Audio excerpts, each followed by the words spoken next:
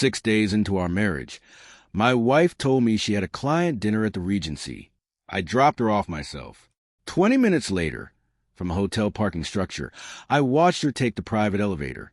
Not to the restaurant floor, but to the 12th floor, room 1204. The room registered under Ryan Qureshi's name. I didn't call her. I didn't go up. I opened a note app on my phone and typed one line, day 6. At 7:40 p.m., I sat in my car outside the Regency Grand, engine off, hands still on the wheel. 20 minutes earlier, Meher had kissed my cheek in the driveway and said, "Danish, don't wait up. This dinner could run long. Qureshi Holdings wants to renegotiate the terms before we sign." I told her to take her time. I meant it. I had no reason not to. I only came because I'd forgotten to give her the signed vendor contract she needed for the meeting. I parked, walked toward the lobby with a folder in hand, and that's when I saw her, not seated in the restaurant, not at the bar, but stepping into the private elevator alone with Ryan Qureshi, his hand resting lightly at the small of her back. The doors closed. The floor indicator climbed. 8, 10, 12. It stopped there. I stood in that lobby for a long moment, folder still in my hand, watching a number glow on a screen. Then I turned around, walked back to my car, and didn't move for the next 2 hours. 5 days before that, at our wedding, Meher had held both my hands and said, "Danish, I know I've been consumed by the company, but I promise you I'm going to make room for us." I believed her completely. I had no reason not to. I had built the company with her, quietly, from the back office, while she stood on every stage. At 9:55 p.m., her name lit my phone. "Almost done here. Don't wait up, love." I stared at the message for a long time, then typed nothing back. 3 years ago, Rayhan Enterprises, Meher's family company, now Rayhan Group, was 2 board votes away from collapse. A warehouse fraud scandal had gutted investor confidence, and their inventory systems were a patchwork of spreadsheets no one trusted. I built them a real one. For months, no sleep, connecting procurement, logistics, customs clearance, and vendor payments into a single system that finally, for the first time, told the truth about where the money was. Meher held my face at year and said, "Danish, without this, I'd have lost everything my father built. I never took a title, never took shares in the company. I only wrote one clause into the licensing contract. The core architecture of what came to be called the Ledger Engine belonged to my studio. Rayhan Group had usage rights. Nothing could be resold, relicensed, or represented as internally built without my written sign-off." "Are you saying you don't trust me?" she'd asked, half laughing, half hurt. "I trust you," I told her. "I don't trust what people become when they're desperate." She was cold to me for a week. Then she came back and told me she'd never forget it. Looking back now, I understand the mistake wasn't building the system. It was believing a promise could survive contact with ambition. At 11:15 p.m., my housekeeper, Bibi Sakina, called, her voice careful. "Sir, Madam is home." Mr. Qureshi's driver dropped her at the gate. He walked her to the door himself. I closed my eyes. "Understood," I said, and hung up before she could say anything more. Meher came in smelling faintly of someone else's cologne, her lipstick fresh, not smudged the way it would be after a real dinner. She found me in the study, laptop open, the vendor folder still sitting untouched on the side table. "You didn't wait up," she said, testing the water. "I wasn't invited," I said. She laughed it off. "It was just business, Danish. Qureshi wanted to discuss the terms privately, away from his board. You know how these things go. In a hotel room." Her smile thinned by exactly 1 degree. "It's a suite. There's a sitting area. It's how deals get made." I said nothing. I opened my evidence folder, a habit I'd built without realizing it was becoming one, and named it simply Day 6. The next morning, an email arrived from the Rayhan Group legal inbox, CC'd to me only because I was still listed as a technical contact on old filings. Subject line, Ledger Engine, proposed co-architecture credit applicant, R. Qureshi, approver, M. Rayhan. I read it twice. So the hotel room wasn't only about flirtation. They were rewriting who built the thing that saved her company. At 7 the next morning, Meher called before I'd finished my coffee. Her opening line wasn't an apology. It was an accusation. Where did you go last night? You didn't sleep in our room. The guest wing. I said, I needed the space. Because I had a business dinner? Her voice sharpened. Danish, when did you become this suspicious? You told me it was dinner. I watched you get into a private elevator to a hotel room. A pause, just long enough to matter. You were watching me? I was dropping off a contract. I happened to see my wife go to the 12th floor with her assistant's boss. Ryan is not my assistant's boss. He's an investor, and it's completely normal for her.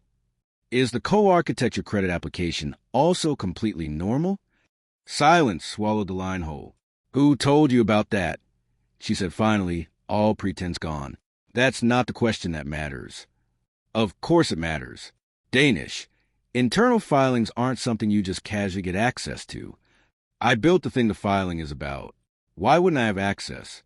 She exhaled sharply. It's just a temporary co-credit, so Ryan can represent the platform to the board. You're blowing this out of proportion. The filing says co-lead architect. What has he actually built? She had no answer for that. Her tone hardened instead, the way it always did when she ran out of ground to stand on. Danish, don't use what you did 3 years ago to hold this company hostage forever. We're growing. It can't keep revolving around you. That sentence told me more than the hotel room had. She'd been waiting to say it. Fine, I said and hung up. At 10 that morning, I went to Rayhan Group. Not for her, but for the legal department. The receptionist gave me the smallest, most practiced smile. Before the wedding, people called me the architect. Now I was Meher's husband. For words that quietly erase a resume. In the elevator, 2 junior staff didn't recognize me. Is that the CEO's husband?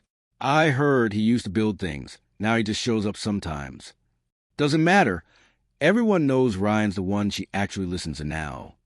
The doors closed on that sentence. Legal counsel Farrah Aziz met me himself. He drafted the original Ledger Engine contract.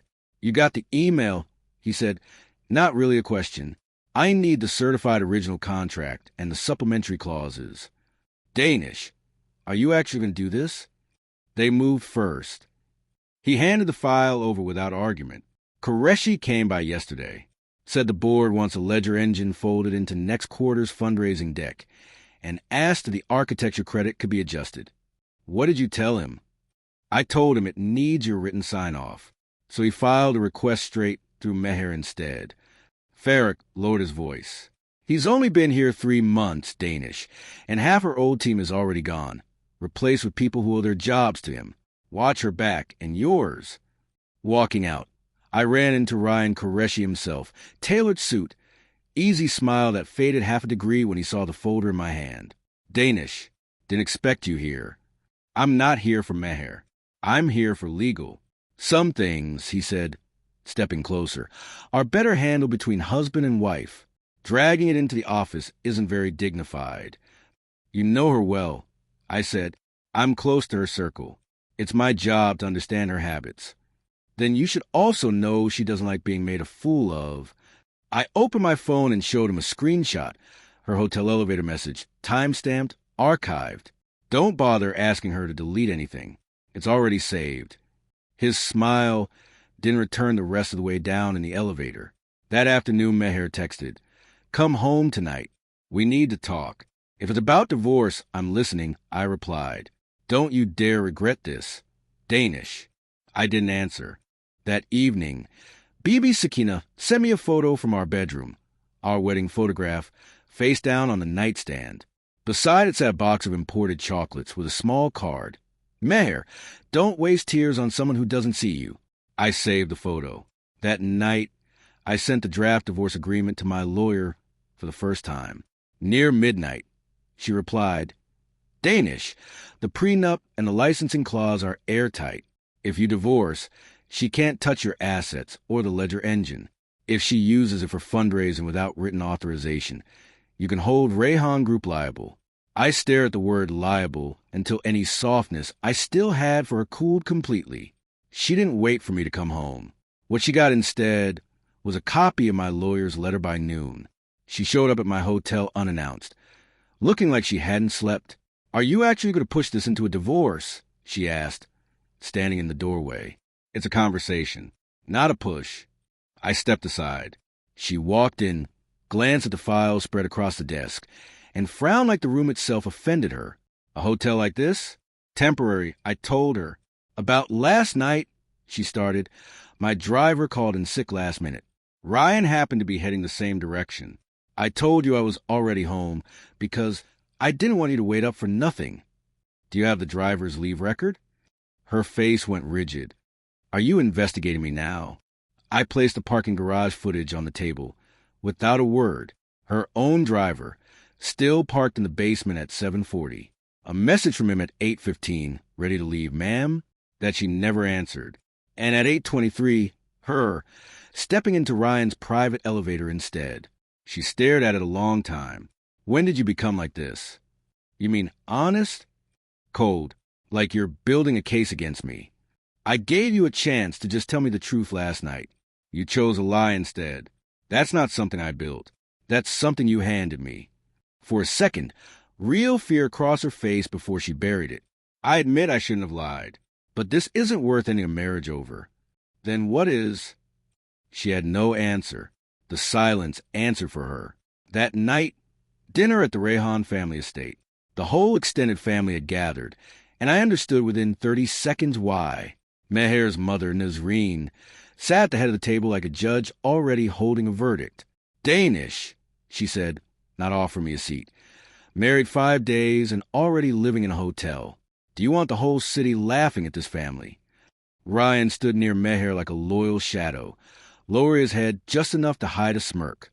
Meher's younger brother, Zishan, lounged back with a sneer. "Bye. Don't be so dramatic. My sister runs a company of 2,000 people. You think she has time to babysit a husband?" Another cousin added, laughing, "You married the CEO of Rehan Group, not some ordinary housewife. Grow a thicker skin." Nazreen slammed her teacup down. "Meher agreed to marry you because she valued what you once did for this family. Don't think one favor gives you the right to hold her hostage forever." Ryan chose that exact moment to speak. "All practice humility. Please don't be upset with her," Danish sobbed. "This might just be a misunderstanding between me and Meher. If it helps, I'll apologize." He turned to me, the picture of contrition. "I'm sorry if my closeness with Meher made you uncomfortable. I'll keep my distance from now on." The room's contempt shifted fully onto me, as if I were the unreasonable one. I looked at him. Apologizing for what exactly? Driving my wife home last night, or filing to change the ledger engine's architecture credit this morning. The room went dead silent. Nazreen's frown deepened. "What credit change?" Ryan's composure cracked for half a second. Danish sobbed. "There's a misunderstanding. I was only helping organize the documentation. Nothing more." I placed a printed filing on the coffee table. Applicant, R. Qureshi. Approver, M. Rehan. Subject, co-lead architecture credit for the ledger engine's core system. I turned to Meher. Her face had gone pale. "That filing hasn't even been approved yet," she said. "Hasn't been approved because you didn't want to sign it," I said. "Or because legal told you it can't go through without my authorization?" She had nothing to say to that. Zishan picked up the paper, skimmed it, shrugged. "It's just a credit line. What's the actual issue here?" "Then how about we cross your name off the family registry?" I said, "and put Ryan's there instead. Still just a name, right?" His face drained the color. Nazreen exploded. "How dare you speak to this family like that?" I stood. "I didn't come tonight to ask permission. I came to inform you." I set a second document on the table. 1. Meher concealed a serious breach of trust on day 6 of our marriage. I'm beginning divorce proceedings. 2. Rehan Group is prohibited from using the ledger engine in any fundraising material, sublicense, or external presentation without my written consent. 3. Effective immediately, I am withdrawing my personal guarantee on the 3 overseas vendor accounts tied to Meher's signature. Nazreen sat frozen. Meher shot to her feet. "Danish, have you lost your mind?" "I have never been clearer in my life," I said, and walked out. Meher followed me into the courtyard. Do you really have to take this all the way? What went too far, I said, was a lie, not the leaving. Her eyes were wet. There's nothing between me and Ryan. Then why did you lie to me? She opened her mouth. Nothing came out. My phone rang. It was Tariq Salahuddin, the representative for the overseas logistics partner. The very client whose trust 3 years ago had depended entirely on my name being attached to the system. Danish. I just received a new investor deck from Rayhan Group. The Ledger Engine's lead architect has been changed to someone named Qureshi. Did you know about this? I looked back at the lit windows of the Rayhan estate. I do now. Tariq had once nearly walked away from this partnership altogether, back when Rayhan Group's supply chain was a mess of unreconciled inventory. It took me 2 straight weeks rebuilding the model from scratch before he'd sign anything, and even then he'd said, Danish, if you're not the one running this system, I'm not signing. That clause, lead architect, Danish Vora, wasn't vanity. It was the entire foundation of the client's trust. Ryan hadn't just changed the name. He'd pulled the foundation out from under the deal. Send me the new deck, I told Tariq. 5 minutes later, it landed in my inbox. They hadn't just swapped the credit line. They'd replaced the technical roadmap, the risk model, the entire customs contingency plan I'd written years ago, and rebranded all of it as Ryan's original work. His photo sat on the cover page under the title Next Generation Systems Lead, Office of the President. I scrolled to the history section. My name had been reduced to a single vague line. Early external advisory support during initial setup. External advisory support. I stared at those words for a long time. So this is how a person gets erased. No confrontation needed. Just a well-designed slide deck. I called our old operations lead, Sonia Elai, who'd since moved to risk management. I was about to call you, she said, voice tight. The new deck's already gone out to 2 investors. With Ryan's credit? Yes. And Danish. Meher was CC'd on that email. She saw it. She hadn't stopped it. I said, Sonia, pull the full version history of the Ledger Engine for the last 3 years. Every commit, every timestamp. You want to prove original authorship. Not just that. Pull the back-end permission logs, too. I want to prove the authorized entity was changed without consent. Start a formal accountability process. Danish. This halts next week's roadshow completely. Are you sure? I looked at Meher's name still sitting in that CC field. She knew, I said. That's answer enough. At 2 p.m. the next day, Rayhan Group held an emergency project review. I didn't attend in person. I logged remotely into the Ledger Engine's backend instead. On screen, Meher sat at the head of the table, while Ryan stood by the projection screen, walking senior executives through the new deck, his name glowing on every slide. The next phase of the platform will be led under my direction, he was saying smoothly. Focus on cutting overseas turnaround time and improving capital efficiency. A senior VP nodded. Young, but sharp thinking. Another added, good instinct, Meher, bringing in fresh leadership. Meher said nothing. She just looked down at her folder. Ryan continued. Frankly, the older architecture had some outdated dependencies. Going forward, we're reducing our reliance on external personnel. External personnel. Those 2 words again. I typed the first command. The screen in the conference room flickered. Unauthorized lead credit change detected. Project display permissions temporarily locked. The room erupted. Ryan clicked frantically. A second alert appeared. Originating authorized entity. Danish Vora Studio. Authorization status. Pending review. Every executive in that room saw my name. Meher's head snapped up. Ryan stammered. This might be a system error. I'll get the tech team on it right now. The head of engineering walked in a minute later, pale-faced. Sir, this isn't a glitch. It's a protection clause embedded in the core license. We don't have clearance to override it. The room went dead silent. Meher looked directly at the camera. She knew I was watching. She called me. I let it ring out. She texted, unlock it. We'll talk tonight. I replied, restore the credit first. We'll talk through lawyers. Ryan tried to recover in front of the room. President Rayhan, this clause has never come up before. Danish may have added it recently, out of spite. I switched on the remote mic. My voice filled the conference room. For the record, that protection clause has existed in the supplementary agreement since day one, 3 years ago. If Ryan reviewed the licensing files before filing that credit request, he would have known that. Ryan's face went the color of paper. If you signed off without reading it, I said, that's negligence. If you read it and signed anyway, that's infringement. No one spoke. Finally, Meher broke the silence. Danish, did you have to do this during the meeting? President Rehan, I said, you were the one who erased my name from the meeting first. That landed. Her face went paler still. I think it was the first time she understood I had put her back into a purely professional relationship, and there was no going back from it. That evening, Ryan posted on his personal profile, the truth clears itself in time. Those who do real work aren't afraid of being misunderstood.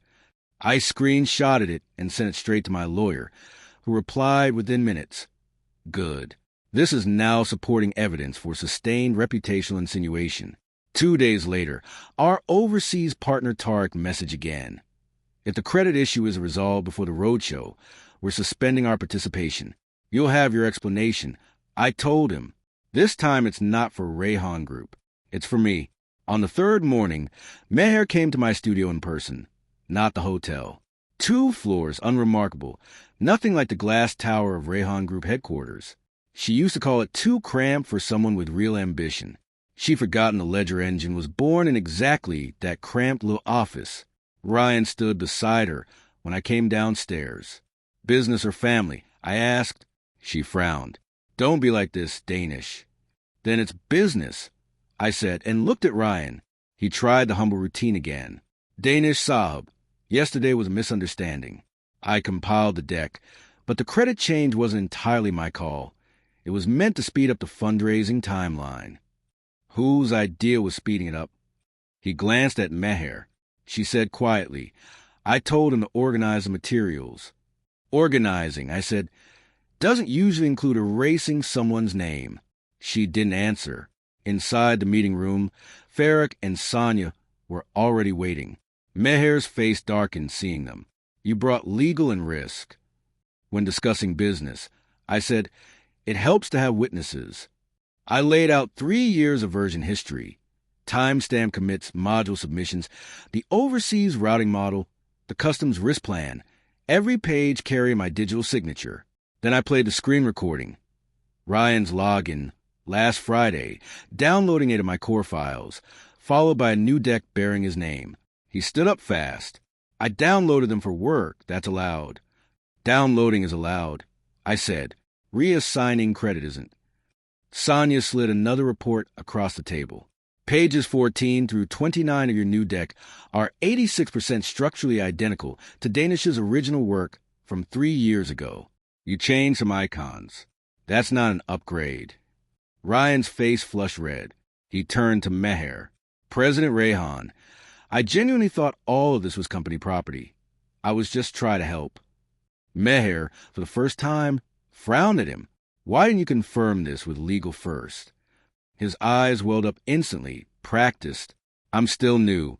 I just want to take some pressure off you. The board was pushing hard on the deck deadline, and I panicked. It was a good performance. Weakness, borrowed credit repackaged as inexperience, ambition dressed up as loyalty. Meher was visibly wavering. I asked her directly, do you believe that? Silence. I already knew her answer. He made a mistake, she finally said, but there was no bad intent. He's young, still learning our processes. Even Sonia looked away. Farrak's jaw tightened. I laughed, short and humorless. Meher, do you know what you sound like right now? Her face hardened. Like a manager who already knows the books are cooked, I said, and decides not to look too closely because the accountant is crying. Ryan went pale. Meher slammed her palm on the table and stood. Danish. I stood too. I gave you a chance, I said. Last night, I asked why you lied and you had nothing. Today I ask if you believe him, and you reach for his age as an excuse. I slid one more document toward her. This is Ryan's email to 2 investors, sent 11:26 last night. It claims the Ledger Engine's upgrade is under his lead, and that I'm nothing more than a historical consultant. Her face drained of color as she read it. 11:26.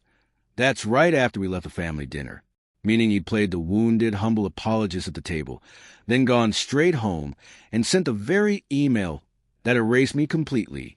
She finally turned on him. You sent this last night? Why didn't you tell me? He had nothing. I laid out the last document.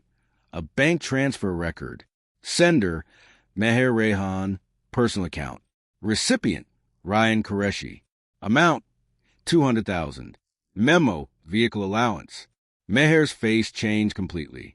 She hadn't expected me to find that. On day 6 of our marriage, I said, my wife lied about her whereabouts and disappeared into a hotel with her male assistant's boss. The car he drives, the down payment came from my wife's personal account. Dead silence. Ryan tried again. That was... President Rehan was just rewarding over time. It's not what you think. I don't care about the reward, I said to Meher. I care that you lied to me about it. Her lips moved without sound. I can explain the transfer. You don't need to, I said. Gather my files. Starting now, all external display rights for the Ledger Engine are suspended for 72 hours pending review. The roadshow is next week. Then you have 72 hours to fix this. And if I don't, then I will. As I walked out, Ryan spoke from behind me.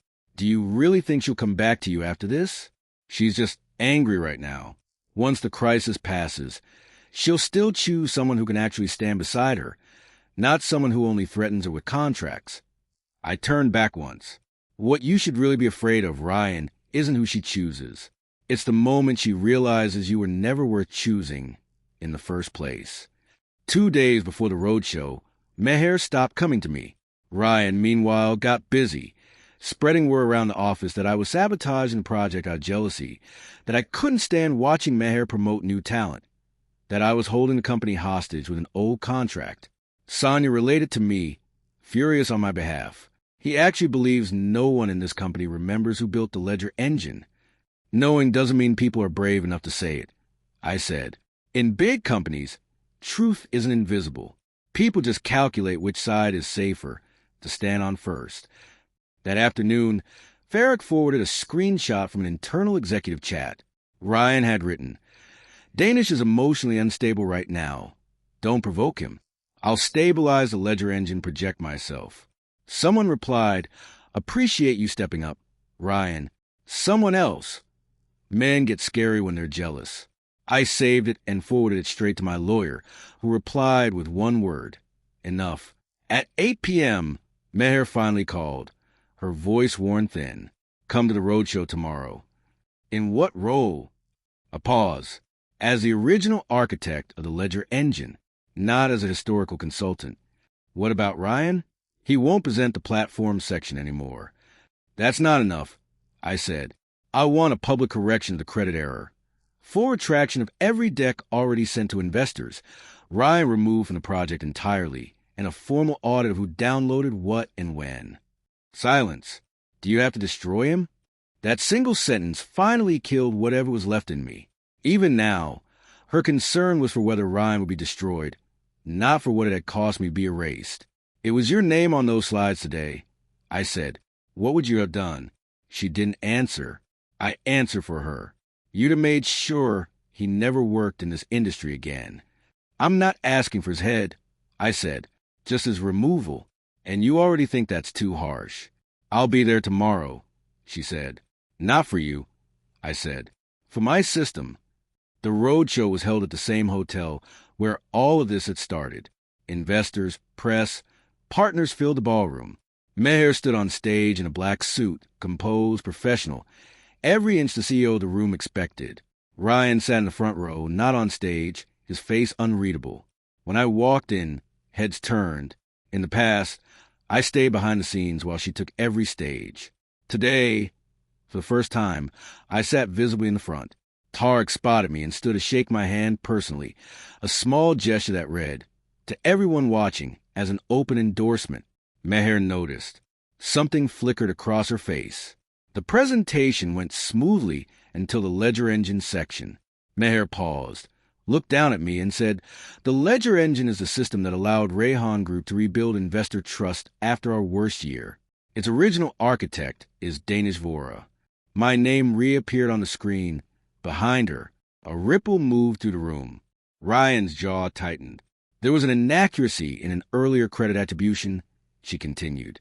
"We've initiated an internal review." She didn't name him directly. I hadn't expected her to. But the investors weren't stupid. During Q&A, the first question landed exactly where I knew it would. "President Rayhan, if the core architecture isn't owned by Rayhan Group, how do you guarantee system continuity post-funding?" She looked at me. This was the real reason she wanted me there. She needed my endorsement. I took the microphone. "The licensing agreement between my studio and Rayhan Group remains fully valid as long as the terms are respected. System continuity isn't at risk." She exhaled, visibly relieved. Then I continued. "That said, Rayhan Group has recently had verified instances of unauthorized credit changes and misrepresentation in external materials. I've personally requested a legal review, and future access permissions will depend entirely on its outcome." The room went quiet. This wasn't sabotage. This was a risk, finally spoken aloud. "Does that mean there are internal governance issues at Rayhan Group?" The investor pressed. I set the microphone down. "That's a question for President Rayhan." Every eye turned to her. This was the first time I'd ever let a hard question land directly on her, instead of shielding her the way I always had before. She gripped the podium. "Rayhan Group will submit a full written corrective report within 48 hours. Tarek spoke up from his seat.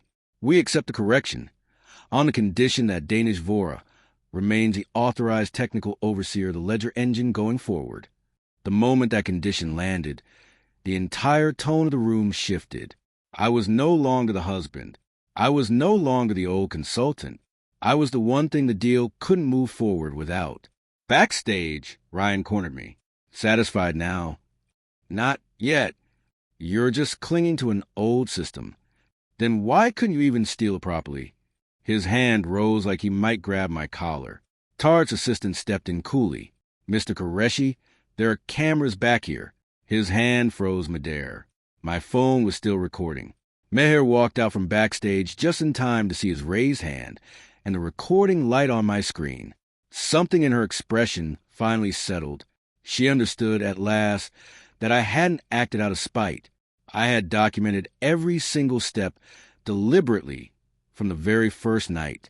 The financing didn't collapse outright, but it didn't sail through either. Investors demanded a supplementary corrective report. Tarek's side demanded I join a formal oversight committee. The board demanded Meher explain, in writing, her decision to hand Ryan that level of access in the first place. The pressure landed entirely on her. That night, she came to my studio while I was mid-meeting with my technical team. She pushed the door open without knocking. Everyone stopped talking. "Danish, we need to talk." I closed my laptop halfway. "The meeting isn't over."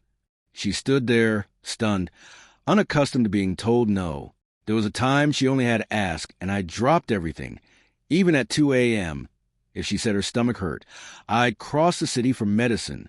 Now the meeting simply wasn't over. Sonia started to excuse herself out of courtesy. I raised a hand. "Continue." Meher sat through the rest of it. Permission isolation protocols, upgrade milestones, risk modeling, visibly out of place in a room she'd never bothered to enter before. When it ended and the team left, she finally sat across from me, staring at the untouched coffee in front of her. "You never used to treat me like this," she said. "You never used to lie to me." Her eyes filled. "I know I was wrong. I shouldn't have gotten into his car that night. I shouldn't have lied to you." It was the first time she'd said the words plainly. It came too late to matter. "What about the credit theft?" I asked. "I bear responsibility for that, too." "And Ryan? I'll suspend him for a week." I almost laughed. "A week?" "The company is already unstable," she said quickly. "If I fire him outright, it signals a bigger internal crisis to market. So you're still protecting him. Can you try just once to see it from where I'm standing? I'm a CEO, Danish, not just your wife. Every decision has consequences beyond us." When you got into his car, I said, did you think about consequences then? When you funded his car with your personal account, did you think about consequences then? She flinched. That money isn't what you think. Then what is it? The truth finally surfaced. His mother is ill. His family's struggling. I was just helping him. You could have helped him, I said. You didn't need to lie to me to do it. Tears fell freely now. Nothing physical happened between us. Danish. I swear it. I stayed quiet. That part might even be true. But betrayal doesn't require a bed to be real. Favoritism, concealment, letting someone disrespect your partner without correction, all of that together is enough to end a marriage on its own. Our problem was never whether something happened between you two. I said, it's that somewhere along the way, I became someone you were willing to sacrifice. She froze. I've already signed the divorce papers. I said, talk to the lawyers from here. She grabbed my wrist. I won't sign. Whether you sign or not. I said, pulling my hand free, only changes how long this takes, not how it ends. The next morning, an anonymous post appeared on Rayhan Group's internal forum. CEO's new husband sabotages financing out of jealousy. Ledger Engine becomes casualty of failing marriage. It painted me as a controlling husband forcing his wife to fire a loyal assistant, hinting I'd married into the company purely to seize control of the technology. Meher called immediately, panicked. I didn't post this. I know, I said. The writing style is too obvious. It came from temporary CO office permissions, the ones you gave him. She had nothing to say to that. I compiled the post, the back-end access logs, and the authorization trail, and sent it all to Farrick with one instruction. Initiate a defamation and internal misconduct review. That afternoon, Sonia sent me a recorded audio clip. Ryan, talking in the break room. Danish won't last. Meher's too soft-hearted. If I keep playing the sympathetic card, she'll keep me around. The Ledger Engine stays mine eventually. I saved it, then messaged Meher. Tomorrow, before the board meeting, I have a gift for you. What gift? The truth you've been refusing to see. The night before the board meeting, Meher finally agreed to a full risk control review of Ryan, but she still tried one last time. He made a mistake, Danish, not out of malice. Can you let it go? Then who's supposed to let me go? I asked. She had no answer. The evidence trail against Ryan went deeper than expected. Not because he was careful, but because he was in a hurry. Late-night downloads of the original architecture files.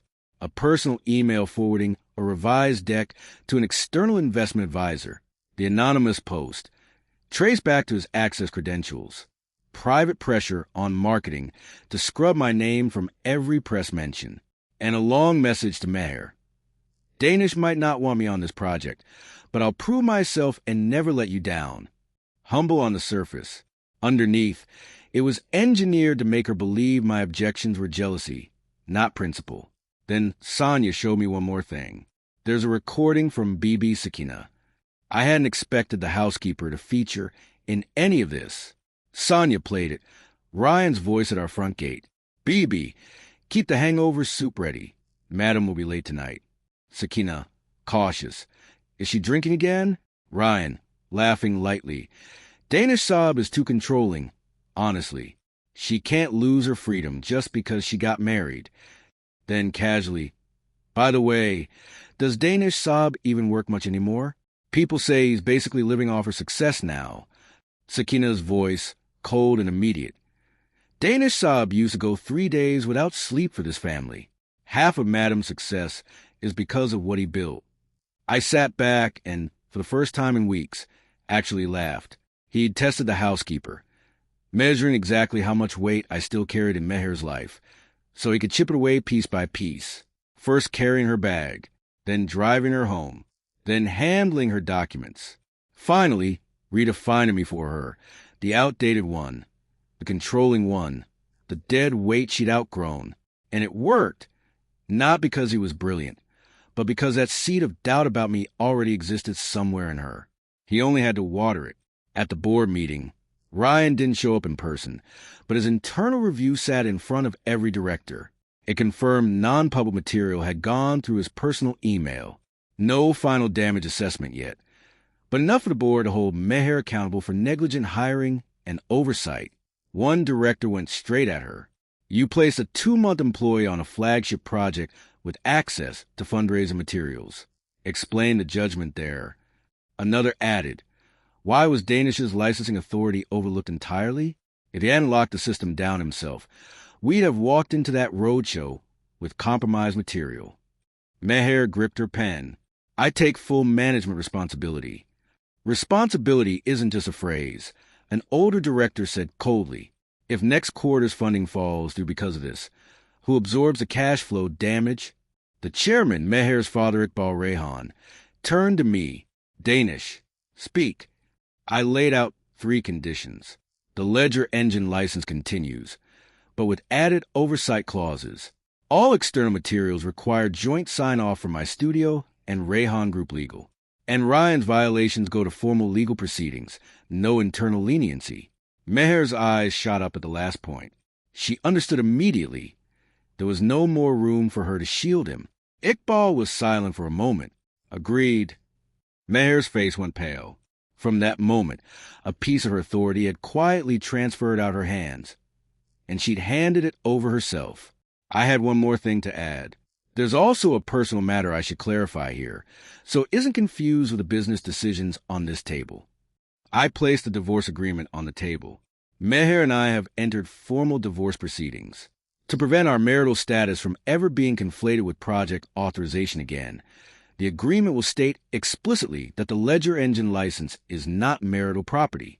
The room froze. Meher's composure finally cracked. Danish. It was the first time she'd lost control of herself in front of the board. I didn't look at her. One director nodded slowly. That's honestly the cleanest way to structure this. Another added, marital matters shouldn't keep bleeding into company operations. She sat there as the room quietly agreed that separating from me was a rational move, not just my emotional decision, but a decision the board itself endorsed. I think that's when she finally understood I hadn't left out of anger. I'd left because there was nothing left worth staying for. Afterward, in the hallway, she stopped me. Did you have to bring up the divorce in a board meeting? You erased my name from company documents. I said, why can't I clarify my status in the same room? Tears slipped down her face. I know I was wrong. You know you're wrong, I said, because you finally lost something, not because you actually see it. She had no answer. I turned toward the elevator. She grabbed me from behind, arms wrapping around me in front of a hallway full of staff. Don't go. Whispers spread instantly. The CEO of Rehan Group, hugging the husband she'd pushed out of their home 6 days into the marriage, in front of the entire office. She used to care more than anyone about appearances. In that moment, she'd finally lost them completely. I gently pried her hands off. Please have some self-respect. Those 4 words hit harder than anything else I'd said in weeks. She stood frozen as the elevator doors closed between us, tears finally falling freely. That night, Sakina texted, Sir, Madam sat in the bedroom all night. She put the wedding photo back up. She keeps asking me if you used to wait up for her. There was no satisfaction in reading that, only exhaustion. People always go digging to the past once they've lost it, but nothing they find there brings back the person they've already become. Ryan's case moved fast once it started. His story about his mother's medical emergency turned out to be exaggerated. She was unwell, but nowhere near needing the money he claimed. The $200,000 Meher had transferred and went toward a car down payment and a watch he'd once worn in front of me, saying, people around Meher shouldn't look shabby. I hadn't responded then. Looking back, every provocation had been calculated. He knew special treatment from her would get under my skin, hoping I'd lose my composure, so he could brand me the controlling, jealous husband. I never gave him that opening. The day his internal report came through, Meher visited me holding a folder, his spending records, his emails, his messages. He lied to me the entire time, she said quietly. I didn't respond. He told me his mother was sick, and I believe him. He told me you disliked him because you were scared he'd take my trust away from you, and I believe that too. You didn't believe him, I said. You believe what you already wanted to be true. You'd always felt I was too controlling. that I undermined your authority, that marriage would demand more from you than you wanted to give. So when he called me controlling, it simply confirmed what you already suspected." Her face went pale. "If that seed hadn't already been in you," I said, "he could never have driven a wedge between us." She didn't argue. After a long silence, she asked, "When did you actually stop hoping?" I thought about it honestly. Not in the hotel lobby. She looked up, startled. "The day after our wedding." I said, "That night." 3 years of memory came back to me clearly. She'd gotten a board call and rushed back to the office the day after our wedding. I didn't blame her. I knew the pressure she carried. She came home near 11 p.m., smelling faintly of wine, and Ryan, new to the job then, walked her to the door, smiling at me like he had more right than I did to explain her evening. Danish Sahib, President Rehan, had a rough night. Go easy on her. She hadn't seen anything wrong in that. She'd simply thanked him for handling the drinks she couldn't refuse. I made her hangover tea. She drank it and slept. The next morning, I gently told her that assistants shouldn't be crossing into our home life. She'd said, "Danish, don't start acting like a controlling husband just because we're married now." Hearing me repeat that, her tears fell instantly. I don't remember saying that. "Of course you don't," I said. "People who hurt others rarely remember doing it." She covered her face and cried for a long time. When she finally looked up, her voice was hoarse. "Why didn't you fight harder for us back then?" "I did," I said, and opened our old messages. Day 3. "I don't like Ryan crossing into our private life. You can have an assistant. A marriage needs basic respect." Her reply, "You're overthinking this." Day 4. "Don't give the new assistant access to the project files without going through legal first." Her reply, "He's my assistant. I'll decide." Day 6. "I'm downstairs. I'll come up." Her reply, "I'm already home." 3 warnings, 3 chances, emotional boundaries, professional boundaries, basic honesty. She walked over all 3. She cried harder, finally understanding I hadn't left suddenly. I'd simply stopped repeating myself after enough silence. "Can you not be so cold right now?" she asked. "I used to be warm," I said. "You're the one who taught me not to be." My phone rang before she could respond. "Farrick, Danish. Ryan's contacted a media outlet.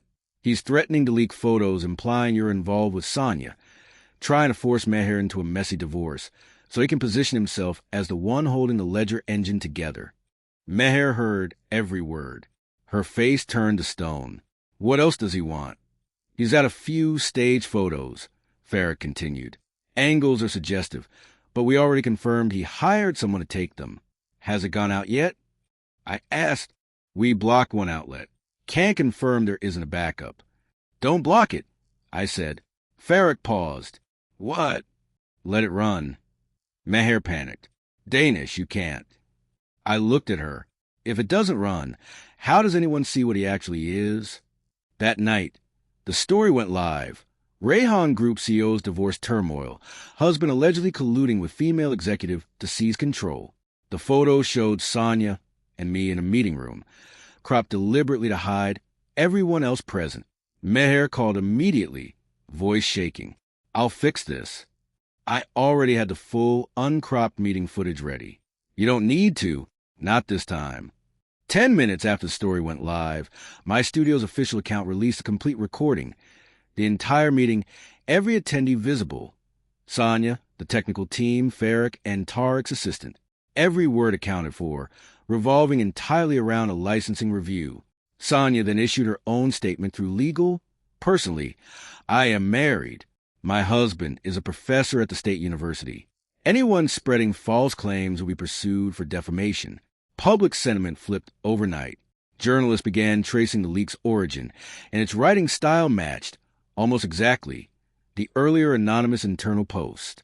Ryan couldn't hide behind vague implication this time. That same night, Rehan Group's legal team formally filed against him. Data leakage, defamation, and commercial misrepresentation all at once. Meher never defended him again, but she also never got the chance to look composed about it either, because by then, everyone had already watched me handle myself. The next day, mediation began at the law firm. I arrived to find Meher already seated. dressed plainly, no makeup, none of the polish she usually wore like armor. She stood the moment she saw me. Danish. President Rehan, I said. Her face fell. Can we not do this like strangers? I set the documents on the table. Let's go through the agreement. She sat, finally, and listened as the lawyer walked through each clause. 6 days of marriage meant almost nothing to divide. The prenup had already kept our finances separate. The only real items were wedding costs, the marital residence, and a few gifted assets I'd never formally accepted. I waived every one of them. She looked up, stunned. You're taking nothing. No. Her voice cracked. Then why did you even marry me? The question was almost absurd. Because I wanted to build a life with you, I said. Her eyes lit up for half a second. I used to want that. I finished. The light died as fast as it had appeared. The lawyer continued. The Ledger Engine's licensing terms will be handled entirely under a separate commercial agreement, excluded from marital property. Meher suddenly interrupted. And if I don't agree to any of this? My lawyer answered calmly. You're entitled to contest a mutual divorce, President Rehan. But Danish holds complete documentation of the relationship's breakdown, post-marital concealment, ongoing disputes, the separation itself, message records, and multiple witnesses. Litigation won't change the outcome. It will only make the process public. She turned to me. Would you really take me to court? I want this to end with dignity, I said. She smiled bitterly. The least dignified moments of my life have all happened in front of you. I didn't respond. After a long silence, she said quietly, the reason I got into his car that night, I was scared. I looked up. After we got married, she continued, I suddenly didn't know how to face you anymore. Before, you were my safety net, the one place I never had performed. But after marriage, I felt like you'd finally see every flaw I'd spent years hiding. I was terrified of not being the CEO anymore, of not being strong in front of you. Ryan was different. He admired me without seeing any of that. Around him, I was never anything less than President Rehan. Tears fell onto the paperwork. I know how ridiculous that sounds, but at the time it felt like relief. I only said, so you chose a version of yourself that felt comfortable and hurt the person who actually knew you. She broke down completely. I'm sorry. She said it again and again, for the lie in the hotel lobby, for Ryan, for the stolen credit, for not defending me at her family's table, for every single disappointment stacked on top of the last. I didn't interrupt. I didn't comfort her either. When she finished, I handed her the pen. Sign it. She looked at it like it might cut her. After I sign, will you ever look back? No. Her hand shook as she held the pen. Danish, I loved you. I love you too, I said. For a moment, hope flickered in her eyes. That's why I didn't destroy you the first day I found out. I continued. I gave you a chance. I gave you your dignity. The hope died out completely. She finally understood I had loved her, just not enough to survive what she'd done with it. She signed with a trembling hand. My signature followed, clean, quick, final. The lawyer collected the documents. Both parties' counsel will follow up on execution. I stood. She stood too, reaching toward me before stopping herself. One last hug. No. I picked up my coat and walked to the door. Behind me, she said, if I hadn't lied that night, if I'd just come down and gotten in your car instead, would we still have ended up here? I paused for a moment. Yes. I opened the door. Light spilled in from the hallway. I didn't look back. That night, Sakina sent one final photo. My side of the closet, completely empty. Sir, Madam stood there a long time just looking at it. I deleted the photo and removed her number from the family group chat. That house was no longer any part of my life. After the divorce finalized, Rehan Group underwent a full internal cleanup. Ryan was formally terminated over the data breach, ordered to pay damages, and quietly blacklisted across most of the industry. He'd once tried to climb an entire company using Meher as a ladder. Afterward, he reportedly struggled to land even an entry-level position anywhere serious. I heard, months later, that he showed up outside the Rehan estate in the rain, kneeling in front of her car, insisting he'd only ever loved her too much. She didn't roll down the window. The driver simply went around him. When that story reached me, I only found it ironic. She'd once thought I was too cold compared to his tears. Now she finally understood some tears aren't remorse. They're tools. Rayhan Group's funding round was delayed nearly 2 months, but eventually closed under far stricter terms than before. The board mandated a formal oversight committee for the Ledger Engine, jointly managed by my studio and Rayhan Group. Meher retained her title as CEO, but lost the unchecked authority she once had. Her father, Iqbal, came personally to sign the supplementary agreement. No longer the condescending man from that dinner table. He even poured the tea himself. "This family had its prejudices about you," he said. "They can keep having them," I said. "Taking the cup doesn't change the contract." He gave a tired smile. Still the same temperament. "I've always had this temperament," I said. "I just used to be willing to soften it for Meher's sake." He was quiet for a while. "She hasn't been doing well." I didn't respond. "She regrets it," he added. I closed the folder. "Chairman Rayhan, I prefer we keep this conversation to the business at hand." He studied me for a moment, then nodded. "Understood." I thought that would be the end of it, until a month later, at Rayhan Group's mid-year client appreciation event. I attended purely as the Ledger Engine's licensing representative. It wasn't a private matter anymore. There was no reason to decline. Same hotel, different ending.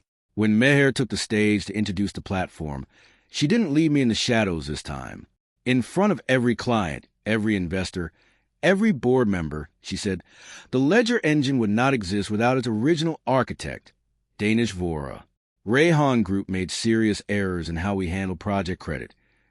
Errors that hurt the person who actually created the value behind this company's recovery. Today, on behalf of Rayhan Group, I want to formally apologize to him. Applause filled the room.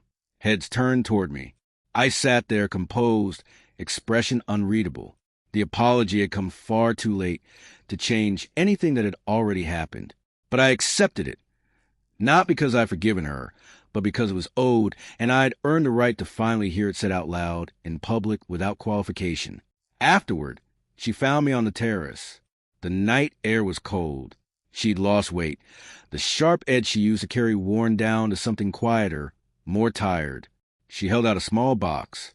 I didn't take it. "It's not a gift," she said softly. "It's your ring." I glanced at it.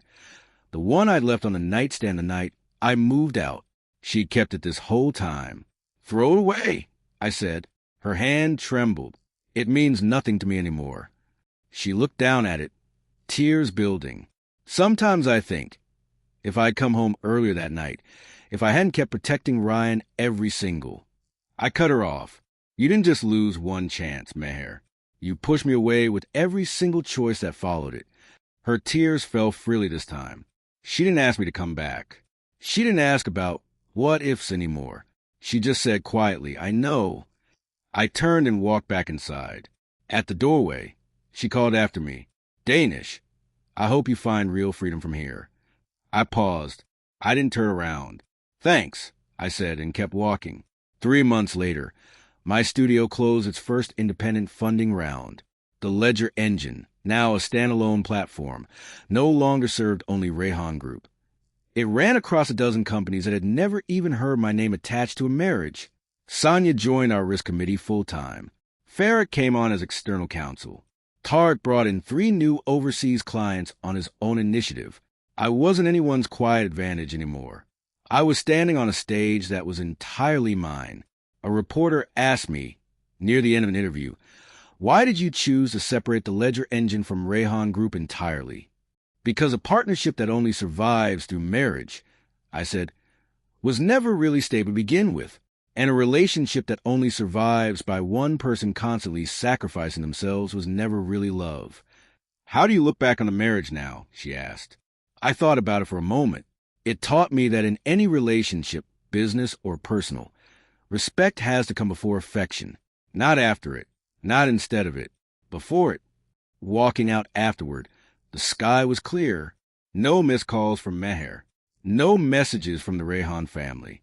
No one left to tell me to keep quiet, to not make a scene, to swallow what I felt for the sake of appearances.